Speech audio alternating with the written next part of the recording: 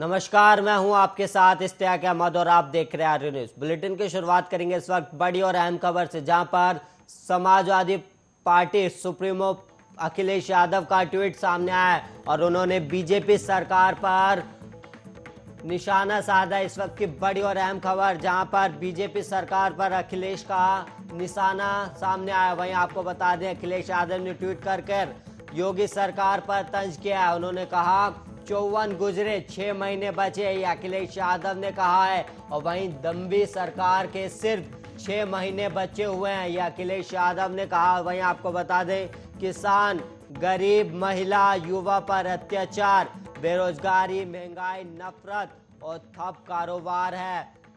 और वहीं आपको बता दें, इन सब को लेकर अखिलेश यादव ने योगी सरकार पर तंज कसा है और जुमलेबाज सरकार के सिर्फ 6 महीने बचे हैं, यह अखिलेश यादव ने कहा। और इस सरकार का एक ही सच है। और वहीं आपको बता दें कि अखिलेश यादव ने कहा, ठग का साथ, ठग का विकास और ठग का विश्वास और ठग का प्रयास। इस यूपी के पूर्व सीएम अखिलेश यादव ने बीजेपी सरकार पर ट्वीट के जरिए निशाना साधा। और वहीं आपको बता दें, यूपी के पूर्व सीएम अखिलेश यादव ने तंज कसते हुए कहा कि ठग का साथ, ठग का विकास और ठग का विश्वास और ठग का प्रयास किया है बीजेपी पार्टी ने। और इसको लेकर उन्होंने ये भी कहा कि सिर्फ 6 महीने बचे हैं बीजेपी सरकार के।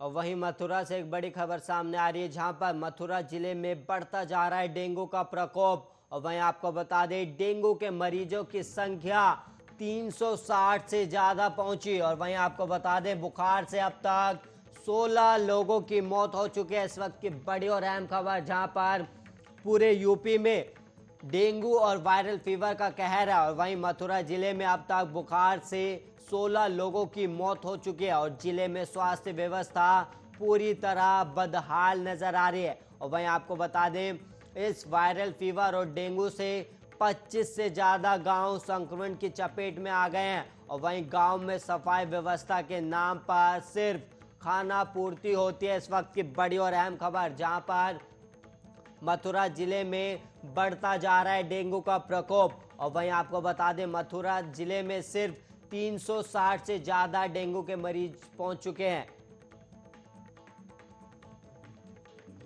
और वहीं देश के न्याय व्यवस्था को लेकर सीजीआई एनवी रनवा ने बड़ा बयान दिया और न्याय व्यवस्था में इंसाफ मिलने में देरी को लेकर लगातार सवाल उठते रहे। लेकिन अब मुख्य न्यायाधीश जस्टिस एनवी रमना ने हमारी न्यायिक प्रणाली में दूसरी खामी की ओर ध्यान खींचने की कोशिश की है।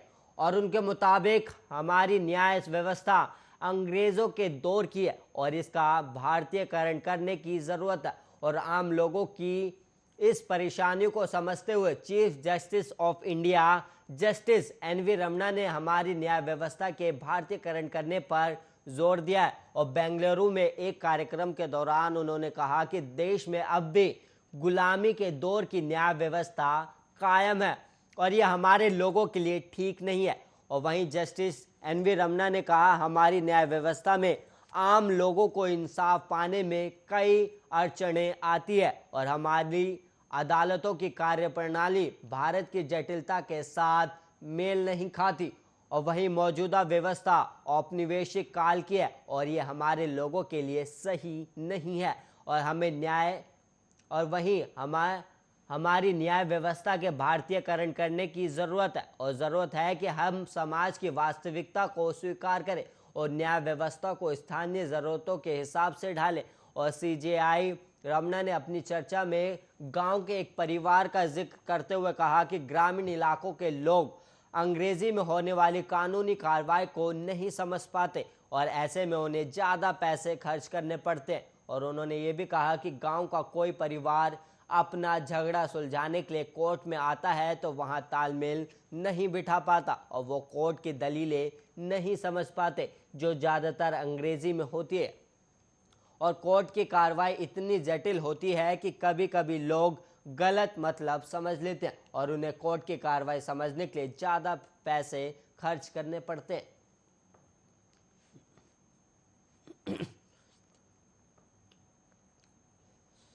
और वहीं अयोध्या में बीजेपी पिछड़ा वर्ग मोर्चा की प्रदेश कार्य समिति की 2 दिवसीय बैठक का आज दूसरा दिन है। और वहीं आज मुख्यमंत्री योगी आदित्यनाथ भी शामिल होंगे। और वहीं आपको बता दें कि अयोध्या में शनिवार को शुरू हुई बीजेपी पिछड़ा वर्ग मोर्चा की प्रदेश कार्य समिति की 2 दिवसीय बैठक का आज आखिरी दिन है। और इस दौरान पिछड़े वर्ग से जुड़े जन कल्याणकारी नियम कायदे लागू करने पर मंथन होगा।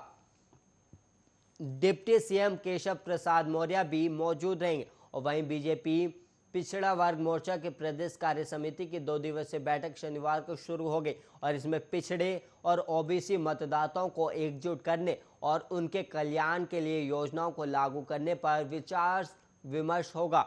वहीं केंद्रीय मंत्री राधा मोहन सिंह ने बैठक में भाग लेने के बाद कहा कि जब से मोदी जी प्रधानमंत्री बने और पिछड़े वर्ग के लिए बहुत सारे नियम और कानून जो पहले से बने थे, मंडल आयोग के समय कई हाईकोर्ट के निर्देश थे और वहीं 29 वर्ष से 35 वर्ष से लागू नहीं हो रहे थे। और वहीं मोदी सरकार आने के बाद उनको लागू किया गया। और यूपी के अंदर और देश के अंदर जब पिछड़े हैं, गरीब हैं और शोषित है, उनके सशक्तिकरण के लिए, उनके वेलफेयर के लिए इतनी योजनाएं मोदी सरकार में क्रियान्वयन हुई है। और अगर आज़ादी के बाद अन्य किसी सरकार ने भी होती है तो आज ये हालत नहीं होती। और वहीं भाजपा प्रदेश अध्यक्ष स्वतंत्र देव सिंह ने कहा कि पंक्ति के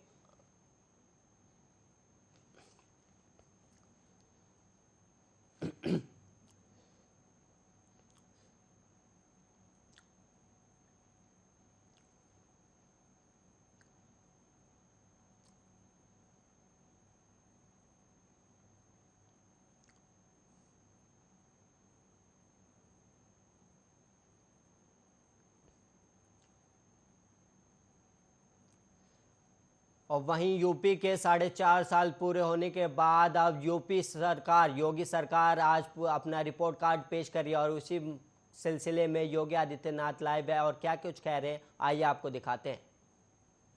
मंचासीन मेरे साथियों, उपस्थित जनप्रतिनिधिगण, सहयोगी अधिकारी व मीडिया के सम्मानित साथियों, प्रदेश सरकार के सफलतापूर्वक 4.5 वर्ष पूरे होने के अवसर पर मैं माननीय मुख्यमंत्री जी, माननीय मंत्रीगण व आप सभी का स्वागत करता हूं व अपनी हार्दिक बधाई देता हूं। मीडिया के साथियों, जिनके सहयोग से प्रदेश सरकार की नीतियां, योजनाएं एवं उपलब्धियां जन जन तक पहुंच रही हैं। प्रदेश सरकार द्वारा सबका साथ, सबका विकास और सबका विश्वास तथा आत्मनिर्भर भारत बनाने को, प्रदेश को स्वच्छ, समर्थ और सर्वोत्तम प्रदेश बनाने के सभी क्षेत्रों में एवं उल्लेखनीय विकास के ज्यादातर महत्वपूर्ण कार्यक्रमों में प्रदेश उत्कृष्ट